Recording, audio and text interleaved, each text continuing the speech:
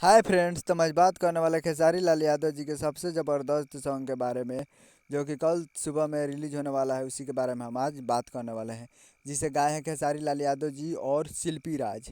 जिस गाने का नाम है मुर्गा के रासा, जो कि आपको स्क्रीन के ऊपर दिखाई दे रहा है। मुर्गा का रासा जो कि खेसारी लाल यादव और शिल्पी राज गाए हैं, और फिट में हैं खेसारी लाल यादव जी और अंकिता पांडे जी, और लिखे हैं भागीरथ पाठक भोलू जी। जो कि सारे गामा हम भोजपुरी यूट्यूब चैनल पे कल 5 तारीख को रिलीज होने वाला है। तो आप लोग जाइए, और इसे 5 मार्च को टीजर रिलीज होने वाला है, जो कि बहुत ही अच्छा टीजर होगा। तो आप लोग जाइए, और इसे सारे गामा हम भोजपुरी यूट्यूब चैनल पे 11 बजे टीजर रिलीज होने वाला है। तो आप लोग जाइए, और 11 बजे टीजर रिलीज होगा। तो आप लोग प्यार दीजिए और आशीर्वाद दीजिए। और हाँ, इसी के साथ मिलते हैं अगले वीडियो में। तब तक के लिए हमारे चैनल को सब्सक्राइब कर दिए, ताकि लेटेस्ट न्यूज़ खेसारी लाल यादव जी के लाते रहें। और मिलते हैं अगले वीडियो में। तब तक के लिए जय हिंद, जय भोजपुरी।